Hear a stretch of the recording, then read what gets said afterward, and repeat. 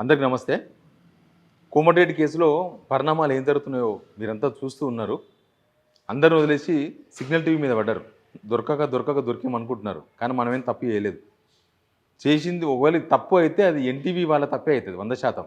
అసలు వాళ్ళకి ఎక్కడి నుంచి వచ్చిందో వేయాలి. మనకు సోర్స్ ఎన్టీవీ, అది మొత్తం ప్రపంచం కదా, అది పబ్లిక్ సోర్స్ నుంచే తీసుకున్నాం. అన్ని వాట్సాప్ గ్రూప్లో వచ్చింది, ఫేస్బుక్లో వచ్చింది, తర్వాత మనం తీసుకున్నాం. సరే, కానీ దాంట్లో ఒక గొప్ప నిర్ణయం తీసుకున్నది గవర్నమెంట్, దాన్ని స్వాగతించాలి. SIT special investigation team SIT ఏర్పాటు చేసిందంట.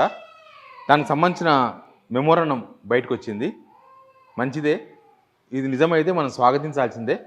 ఎందుకంటే ఈ పొలిటీషియన్స్ మీద ఇట్లాంటి అనైతిక వ్యవహారాల మీద ఖచ్చితంగా ఒక విచారణ జరగాల్సిందే. ఎప్పటికైనా విచారణ జరగాల్సిందే, ఖచ్చితంగా ఇన్వెస్టిగేషన్ చేయాల్సిందే. దీనిలో లోతేందో పాతేందో, దీనిలో వాస్తవాలేందో, అసలు ఇన్ని ఆరోపణలు అన్ని పార్టీల లీడర్ల మీద వీళ్ళు వాళ్ళ మీద చేసినారు. నిజానికి ఈ విషయంలో బీఆర్ఎస్ చాలా సౌమ్యనంతో ఉంది. ఈ కోమటిరెడ్డి విషయంలో వాళ్ళు ఏం మాట్లాడతలేరు. వాళ్ళు చేయాలనుకుంటే దాన్ని పెద్ద బూమరాంగ్ చేయొచ్చు, కానీ వాళ్ళు సాఫ్ట్ కార్నర్తో కాదు, మహిళ అనే విషయంలో ఉన్నారు. మంచిదే అది. కానీ పోలీసులు చేస్తున్న వ్యవహారం, ఇప్పుడు నాకు సిసిఎస్ పోతాం. అంతకన్నా ముందు ఈ సిట్టు గురించి మాట్లాడదాం మనం. దీనిలో ఉన్న మ్యాటర్ మీకు స్క్రీన్ మీద కనిపిస్తుంది చూడండి. With immediate effect under overall supervision of Shri V C Sajjanar IPS commissioner of police. అంటే ఆయన సమక్షంలో మొత్తం 8 మంది సభ్యులు ఉన్న సిట్ అంటే ఇది ఎప్పుడు వేసారు? 12వ తారీఖు 1వ నెల, అంటే నిన్ననే వేసినారు. MSN Swetha IPS joint CP north range overall incharge of SIT, ఈమె ఆయన సమక్షంలో జరుగుతుంది. ఓవరాల్ ఇన్ఛార్జ్ మాత్రం శ్వేత గారు ఐపీఎస్. తర్వాత Yogesh Gautam IPS, K Venkatalakshmi, V Aravinda Babu, Pratap Kumar, Guru Raghavendra ACP CCS Hyderabad city, Shankar Reddy inspector CI cell, Shri P Harish SI she team అనుకుంటా, షీ సైబర్ సెల్. ఓకే, మంచిదే, ఖచ్చితంగా మనం స్వాగతించాల్సిందే. దాని కింద ఈ ఎఫ్ఐఆర్ ఉంది కదా, మన దగ్గర ఎఫ్ఐఆర్ చూపించినాం కదా నిన్న, ఆ ఎఫ్ఐఆర్ కాపీ కూడా అటాచ్ చేసిండ్రు. బహుశా మంచిదే, మనం స్వాగతించాల్సిందే. ఎందుకు స్వాగతించాలంటే వీళ్ళ మీద వచ్చిన ఇప్పుడు అసలు ఎన్టీవీలో ఆ వీడియోని ఎవరు వేయించిండ్రు అనే దగ్గర కూడా తేలుతుంది. అంతకన్నా ముందు ఇప్పుడు ముఖ్యమంత్రిగా ఉన్న రేవంత్ రెడ్డి గారు, ఆయన కోమటిరెడ్డి విషయంలో నేనేం చేయలేదు, ఈ వీడియో నేను ఎన్టీవీలో వేయించలేదు అని చెప్పుకునే ప్రయత్నంలో భాగంగా ఇదంతా రచ్చ నడిపిస్తున్నారు. నడవాలే కూడా, ఎందుకంటే లెక్క తేలాలే కూడా. అయితే కేటీఆర్ మీద, ఎందుకంటే ఆయన కూడా అప్పుడు మంత్రి, అప్పుడు వీళ్ళు ప్రతిపక్షంలో ఉన్నారు, డైరెక్ట్గా రేవంత్ రెడ్డి మాట్లాడాడు ఆయనకి ఎవరితోనో సంబంధం ఉందని. ఇప్పుడున్న పీసీసీ మహేష్ కుమార్ గౌడ్ డైరెక్ట్గా మాట్లాడేసిండు. కొండా సూర్యకి అయితే ఇంకా కోర్టులో పరువునష్టం దావాని ఫేస్ చేస్తున్నారు ఆమె. అన్నిటి మీద చేయండి విచారణ, ఓన్లీ ఒక్కదాని కోసమే చేస్తే వేస్ట్. అన్ని విషయాలు తెలిస్తే మంచిదే కదా. మీరు చేసిన ఆరోపణలు ఎంతవరకు కరెక్టు, మీ సోషల్ మీడియా చేస్తున్న ఆరోపణలు ఎంతవరకు కరెక్టు. అసలు ఇప్పుడు ఎన్టీవీలో వీళ్ళు ఇచ్చిన నోటీసులో కూడా చాలా తప్పుడు నోటీసు, అంటే తప్పుదో పట్టినకి ఇచ్చినట్టు నోటీస్ అనుకుంటా. నేను ఎన్టీవీలో 8వ తారీఖున వచ్చిందని ఇచ్చిండ్రు, 8వ తేదీన జనవరిన వచ్చిందని ఇచ్చిండ్రు. కానీ దీనిలో వచ్చింది మాత్రం 7వ తేదీన. ఆ వార్త వచ్చింది 7వ తేదీన. మనం పబ్లిక్ సోర్స్ నుంచి మనం తీసుకున్నాం వీడియో. అందరు తీసుకున్నారు, అందరు చూసారు కదా, అందరు మొబైల్కి వచ్చింది, నా ఒక్కరికి ఏం రాలే. ఎవరికి వాట్సాప్ ఉంటే వాళ్ళకి వచ్చింది. వీళ్ళు 7th రోజు వీడియో వేసే ఎన్టీవీలో ఇక్కడ మాత్రం తప్పేసిండ్రు, 8th రోజు అనేసిండ్రు. మరి ఎందుకు పోలీసులు ఐడెంటిఫై చేయలేదో వాళ్ళకి తెలవాలి. కానీ ఇప్పుడు ఈ ఇన్వెస్టిగేషన్లో ఫస్ట్ A1 మనం A6 ఫేస్ చేద్దాం, కొట్లాడదాం. మనం కూడా కొట్లాడడానికి రెడీ కావాలి. ఎందుకంటే మనం పారిపోవద్దు కదా. మనం ఆ ఛానల్లో వచ్చిన వార్తను మనం విశ్లేషించినాం. మన ప్రపంచంలో, రాష్ట్రంలో, దేశంలో ఏది జరిగినా దాన్ని విశ్లేషిస్తాం. మనమేమి సీసీటీవీలు పెట్టి ఇన్వెస్టిగేషన్ చేయలేం. మనమేమి స్టింగ్ ఆపరేషన్ చేయలేదు. మనమేమి ఎవరి బెడ్రూమ్లో దూరలేదు. మనమేమి ఎవరి ఛాంబర్లో ఏం జరుగుతుందో తెలుసుకునే ప్రయత్నాలు ఏం చేయలేదు. మనం ఎన్టీవీలో వార్త వచ్చింది, వాళ్ళకి ఎక్కడి నుంచి వచ్చిందో ఫస్ట్ సిట్ అది తేల్చాలి. అది తేల్చగలిగితే వెరీ క్లియర్. మనకు సోర్స్ అదే కదా, అందరికీ సోర్స్ అదే. ఎవరు చూసిన వాళ్ళకైనా, నాలాగా విశ్లేషణ చేసిన వాళ్ళకైనా ఎన్టీవీలో వచ్చిన వీడియోనే సోర్స్.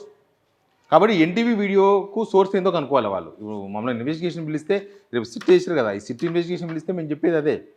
మీకు ఎక్కడ సోర్సు? మాకు పబ్లిక్ సోర్స్, పబ్లిక్ గ్రూపుల్లో వచ్చింది, అనేక గ్రూపుల్లో వచ్చింది కాబట్టి మేము తీసుకున్నాం. ఎన్టీవీలో వచ్చింది, అది కూడా ఎన్టీవీ అథెంటికేషన్ మీద వచ్చింది, దాని మీద లోగో ఉంది కాబట్టి తీసుకున్నాం. ఇప్పుడు మీరు అక్కడికి ఎట్లా వచ్చింది వార్త? అసలు మొన్న జగ్గారెడ్డి ఒక మాట అన్నాడు, చాలా ఘోరంగా మాట్లాడాడు. నేను అట్లా మాట్లాడను, కానీ ఏపిచ్చిన వాళ్ళు ఎవరో లెక్క తేలాలి, ఏపిచ్చిన వాళ్ళు కూడా నా ముందుకు రామని చెప్పు తీసుకొని కొడతా అన్నాడు జగ్గారెడ్డి. అంటే ఎన్టీవీలో ఏపిచ్చిండ్రు అన్న విషయం కాంగ్రెస్ వాళ్ళకే తెలుసు కదా. జగ్గారెడ్డి మాట్లాడిండు అంటే అందరికీ తెలుసు, కాంగ్రెస్లో అందరికీ తెలుసు కాబట్టి ఆయన మాట్లాడి ఏపిచ్చింది ఎవరు అని. ఏపిచ్చింది ఎవరో పబ్లిక్కు తెలుసు, గవర్నమెంట్. ఎందుకంటే ఎన్టీవీలో నేను మళ్ళీ చెప్తున్నా, రేవంత్ రెడ్డి గారికి, బట్టి విక్రమార్క గారికి తెలియకుండా గవర్నమెంట్లో ఒక మినిస్టర్ మీద ఇంత ఆయన ఇమేజ్ డ్యామేజ్ అయ్యే వార్త రాదు. ఎందుకంటే ప్రభుత్వానికి కూడా ఇమేజ్ డ్యామేజే కదా, గవర్నమెంట్ కూడా రాదు. వచ్చింది అంటే అర్థం చేసుకోవాలి మనం. మరి ఇక చేసేదంతా చేసి మళ్ళీ ఇప్పుడు కడుక్కునే ప్రయత్నం చేస్తే ఎట్లా? చేసేదంతా చేసిర్రు, ఇప్పుడు మీరు కడుక్కోండి, కానీ మంది మీదే మట్టిని దోస్తాం, బట్ట కాల్చి ముఖం మీద పడేస్తాం అంటే ఎట్లా? కుదరదు కదా అట్లా. ఇట్లా చాలా చాలా చాలా ఇష్యూస్ మనకు కనిపిస్తున్నాయి. బట్ సిట్ వేసిరు కాబట్టి మనం ఖచ్చితంగా స్వాగతించాల్సిందే. ఈ సిట్టు, ఆ పేపర్లు, ఆ మెమోరాండం అవన్నీ నిజాలైతే, ఎఫ్ఐఆర్ అయితే నిజమే నాకు. ఎందుకంటే సిసిఎస్ వాళ్ళు నా దగ్గరకు వచ్చినప్పుడే ఇచ్చారు. నాకు ఇచ్చిన నోటీస్ 41 సిఆర్పిఎస్ కింద, ఇప్పుడు 35(3) బిఎన్ఎస్ఎస్ కింద ఇచ్చిండ్రు. అసలు దీనిలో నేను చెప్పిన కదా, డేటే తప్పేసిండ్రు వాళ్ళు. 7వ తేదీన పబ్లిష్ అయితే 8వ తేదీన వేసిండ్రు. మనం 9వ తేదీన కూడా వీడియో వేయలేదు, 10వ తేదీన మధ్యాహ్నం వేసిన వీడియో, మధ్యాహ్నమో సాయంత్రం వేసినాం 10వ తారీఖున. అంటే ఆల్మోస్ట్ ఒక 48 hours తర్వాత వేసిన వీడియో మనం. కానీ వాళ్ళు మనమే ఇంపార్టెన్స్ అయినాం. దానికి చాలా కారణాలు ఉన్నాయి. మనల్ని ఎందుకు టార్గెట్ చేసిండ్రు వీళ్ళు? మనం టార్గెట్ చేయడంతో వాళ్ళకి దొరికేది ఏం లేదు, మనతో ఉన్నది లేదు, పొయ్యిది లేదు, మనతోన జ్ఞానం తప్ప ఏం లేదు. మా నాన్న ఎప్పుడో చెప్తుండే, ఆస్తులు లేకపోతే ఇంకేమన్నా డబ్బులు అవి దొంగిలిస్తారు, కానీ నీ చదువును, నీ జ్ఞానాన్ని ఎవరు దొంగిలించలేరని. నాకైతే ఆ సమాజం పైన వివక్ష లేదు, విచక్షణ ఉంది. సేమ్ టైం నాకు చదువు ఉంది, నాకు ఒక ఎక్స్పీరియన్స్ ఉంది, నాకు జ్ఞానం ఉంది. దానైతే ఎవరు ఏం చేయలేరు కదా. కానీ చూడాలి, ఏం జరుగుతుందో చూడాలి. అసలు నిన్న నాకు ఇచ్చిన ఈ నోటీస్ విషయంలో కూడా చాలా హక్కులు హరించే విధంగా ఉంది. ఇది ఏంది? పోలీసు వాళ్ళు ఇచ్చిన నోటీసు నా దగ్గరికి 4 గంటలకు వచ్చిర్రు, నేను లేను, ఆఫీస్కి వచ్చిర్రు. నేను ఎక్కడో బయట నుంచి 4:15, 4:30 ఆ టైంలో వచ్చిన. నాకు 4:30కి ఇచ్చి నోటీసు 5 గంటలకల్లా సిసిఎస్ ముందుకు రమ్మంటారు. ఇది హుకుమా, వార్నింగా, ఏమనుకోవాలి? నేను ఎక్కడ పోను, వస్తా, సిసిఎస్ దగ్గరికి వస్తా. మన జర్నలిస్టం, సమాజం కోసం ప్రశ్నిస్తాం. మా ఇంటికి వచ్చేది ఏం లేదు ప్రశ్నిస్తే. సమాజంలో సమస్య ఉన్నప్పుడు ప్రశ్నిస్తాం ఖచ్చితంగా. కానీ ఇట్లా హరీబరిగా 1 గంటకు వచ్చి అసలు నోటీస్ ఇవ్వకుండా రండి రండి రండి అని బలవంతం చేయడం, సాయంత్రం 4:30కు వచ్చి 5 గంటలకల్లా మీరు సిసిఎస్ ముందు అటెండ్ కావాలని నోటీసులు ఇవ్వడం. సరే, ఇట్లాంటి బెదిరింపులు ఉంటాయి, చాలా బెదిరింపులు ఉంటాయి. ఈ బెదిరింపులు ఎక్కడ దాకా ఉంటాయో తెలియదు. ఇప్పుడు సిట్టు కూడా ఎస్టాబ్లిష్ అయిందని చెప్తున్నారు.